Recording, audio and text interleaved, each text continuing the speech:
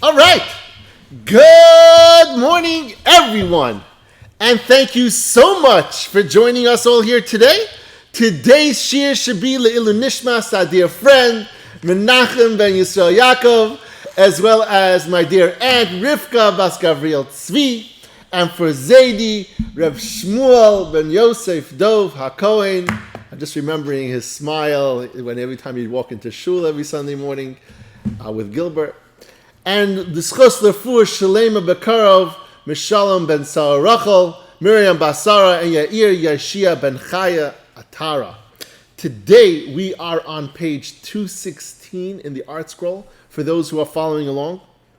And today we're going to take all that we spoke about, seven final reasons, as to why the Torah doesn't describe Olam Haba, and we're going to talk about how we have Bitachon in regards to mitzvahs. We spoke about how we don't deserve reward, but how do we go about the Bitachon that we need to have when we do mitzvahs and we refrain from doing various? How does that work? If you're telling me we don't deserve it, then how do we emotionally connect to that? He says like this. He says, having explained why Olam Haba is not described in the Torah, Chovos HaVavos turns to the main subject of this section. The main subject is how Bitachon applies in regards to the reward for doing mitzvahs. And he begins by stressing the importance of this Bitachon. And he says like this, V'habitachon el Elokim. Now reliance on Hashem, b'ma sheya'ad b'y hatzadikim, b'gmul ha'olam hazeh v'olam haba alavodim. Regarding the rewards that he promised to grant the righteous people in this world and the olam haba. For all the mitzvahs that they do. That is, that you trust that he will grant reward to one who is worthy of it. And likewise, trusting that Hashem will also provide punishment for those who deserve punishment. Min hadin al hamamin. It is mandatory for one who believes in Hashem and he really trusts in Hashem, trusting in Hashem in his matter of reward and punishment is a necessary component of having complete faith in Hashem. He's trying to explain the understanding that Hashem will give you reward, he will show you kindness, and understanding that he will provide punishment if you deserve so, is part of the Bitachon process. You need to have that. As it says in the Pasuk, talks about by Avram Avinu, he says, he had faith in Hashem and he reckoned to him with his righteousness. By Avram Avinu, Hashem said, don't worry, I'll take care of you, and your offsprings will be as plentiful as the stars in the sky. Count the stars in the sky, that's how many offsprings you're going to have. Also by David HaMelech V'amar, he said, Lulei hamanti liras b'tuv Hashem b'chaim. Had I not had faith that I would see the goodness of Hashem in the land of life. The land of life refers to Olam Haba. So you see over here that you have to have Bitachon when it comes to understanding that Hashem is going to show you kindness. Those psukim are trying to prove and show the idea of trusting that you're going to receive a reward, going to receive some sort of kindness from Hashem is still a concept. Even though we prefaced and said that you don't deserve it. Because at the end of the day, you can't even break even and make the Hashem owe you a reward.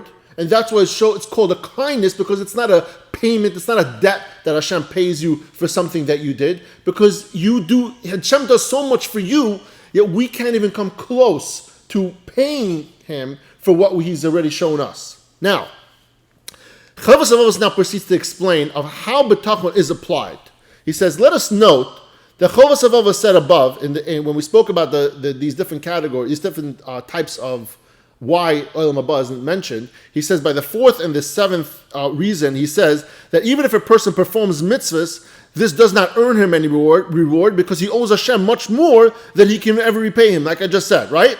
And the goodness of the world to come is a kindness that Hashem bestows upon those who gain his favor. In light of this, Chovos HaVavos explains like this. So again, we don't earn a reward. It's not something that Hashem owes us, but because we are trying our best and we do well and we mean well, Hashem gives us gifts. He gives us a hug. He gives us gifts. And on that part, he's going to explain that we have Bitachon, that we receive these gifts, even though we're not paying for it.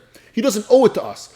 but we trust that because we're good people, because we're a good yid, we're good children of Hashem, that He's going to show us that love. And that's how he explains it.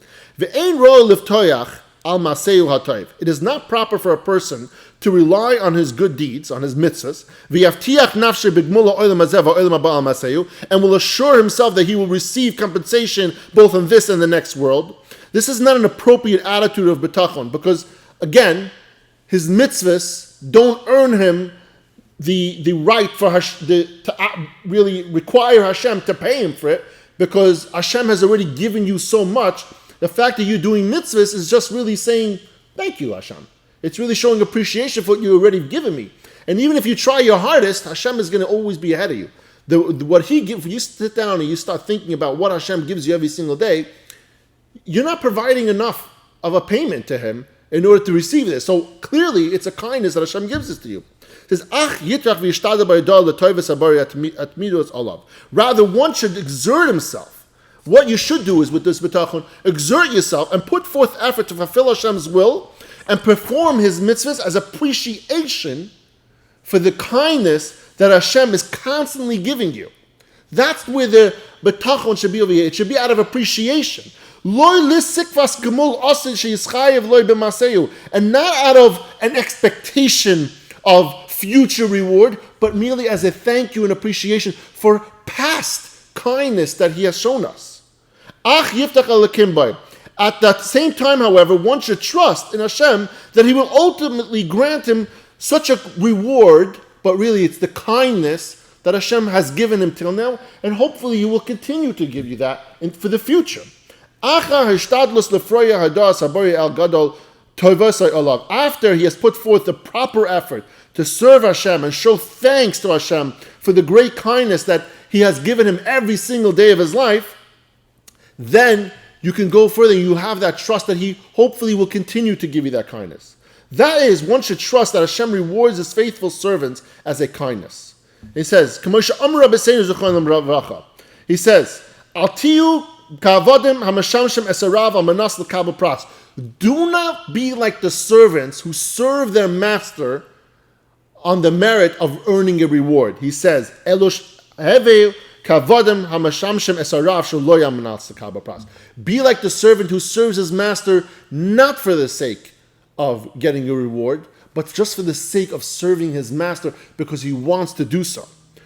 Rav Av concludes, and he says in this section, with a comment regarding one's relying on a reward for his deeds. He says like this: One of the Hasidim had once said, a person would not attain any reward in the world to come for his good deeds if, when Hashem comes up, if a person comes up to Shemayim and he goes before the heavenly tribunal, the Beis Shamala, he says, here's my calculation, I printed it out for you, I have a whole report, this is what I did. And they're going to tell him, that's not enough. What you're looking for, this is not even close to that payment. So we're warning this, Chassid said, I warn you, don't try to put the cheshbon nefesh over here and say, okay, I did all these good masim tovim, I did all mitzvahs, I did chesed, I didn't do any averos. Go up there and use that as the collateral to get your schar olam haba. Doesn't even come close to what you already got. So if you're going to use that, you're not going to get anywhere. What you should do is have bitachon, trust that if you did do all that, that when you come up to Hashem out of love, out of kindness, not out of a debt of gratitude, not out of a debt, but out of kindness, Hashem will say, I love you. You did all this for me. Please come into Shemayim. Come into close to Hashem's Shekhinah over there. And it says over there, it shows by David HaMelech. David HaMelech says, Ulucha Adonai chesed ki ata tzeshalom leish k'maseu.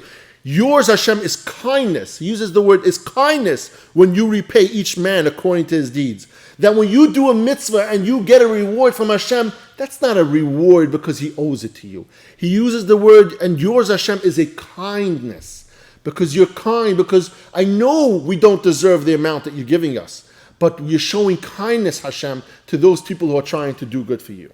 And he says over here in the Kufl, it's a very nice little piece. He says, not for the sake of receiving reward. So over here you see Rav Av provides a very novel explanation of the Mishnah in Avos, where he says that the principle that one should not serve Hashem for the sake of receiving reward means that when you do a mitzvah, one should not think that Hashem owes him anything in return. Rather, one should serve Hashem with the recognition that whatever reward he gives is kindness, on top of all his previous kindness that he already gave.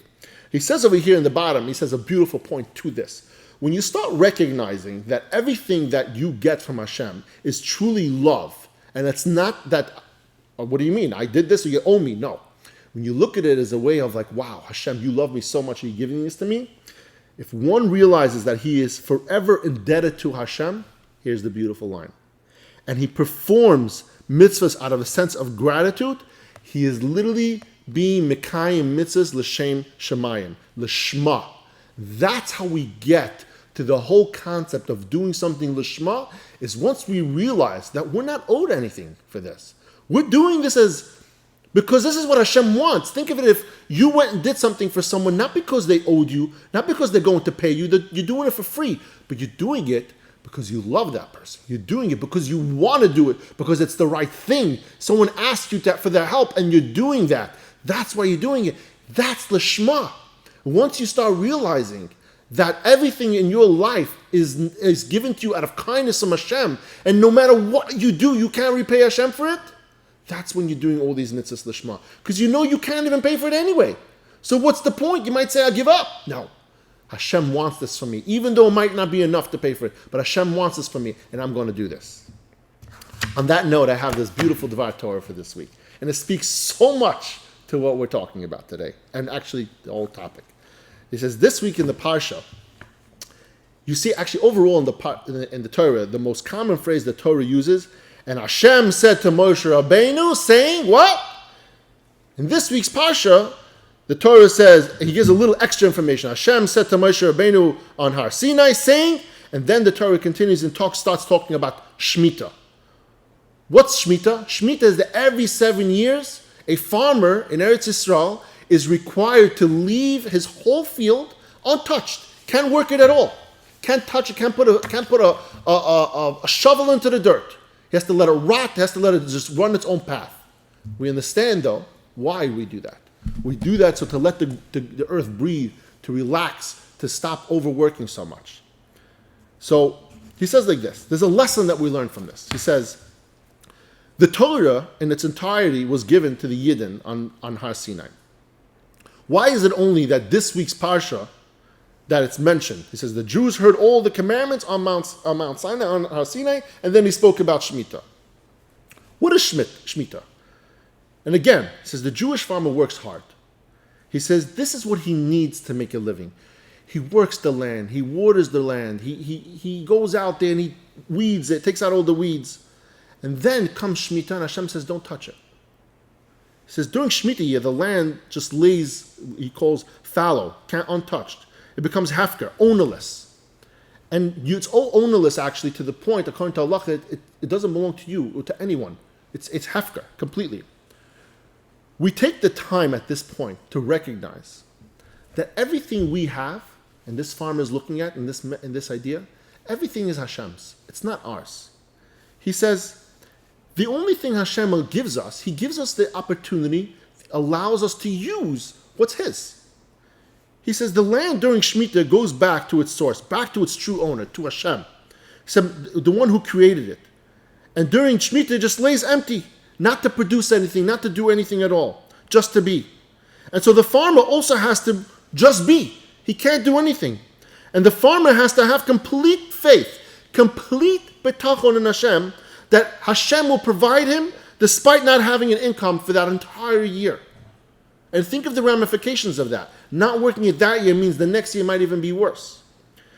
From that place of not doing, but recognizing that everything that we have is from Hashem, the land will be able to produce much more. What does it say in the Pasuk? The Pasuk over there says that if you leave your land for Shemitah, then next year, I'm going to give you a crop that's 3 times as full as the years before. That's what Hashem promises as the reward. And he says, we like to think every single day that we are in control. We're in control of things. What Hashem is showing us with Shemitah clearly is that no matter what, You are not control. Not only that, we get lost in the whole idea, which Hashem wants us to be. We get lost in the concept of cause and effect. A field only produces but so much. On average, it produces a certain amount of bushels in this crop. What Hashem is showing you, that even with the cause and effect system that I've put into place, you leave your field alone for Shemitah, and I will show you 3x return in the next year after that. It would be easy, he says, for the farmer to think, what am I going to do for a whole year? He says, how am I going to survive? But the farmer, it forces him to recognize that everything is from Hashem. The same Hashem who created this world is the same person who runs it and takes care of it. And while we have a duty to put it through our best efforts, Hashem is teaching a beautiful lesson. That ultimately, at the end of the day, it's Hashem who keeps us alive. It's Hashem who's responsible for each and every one of our existences on this planet. This is the point of the mitzvah. To recognize that Hashem is in our life every single day. To move aside this blinder that nature is in charge. No, Hashem is in charge of nature. What you think that the crops could be, what the fields can earn in bushels, Hashem shows it, I'll give it to you 3x the next year. He says over here, exercise this. Make space for Hashem in your life. Take an aspect in your life that feels heavy with responsibility. Ask Hashem, daven to Him, and recognize that Hashem is ultimately the one in charge. See if by doing that, this responsibility, this challenge in your life becomes a little bit easier. Thank you, everyone, for joining us here today. Have a lovely, a beautiful Shabbos. And as always, I love you all.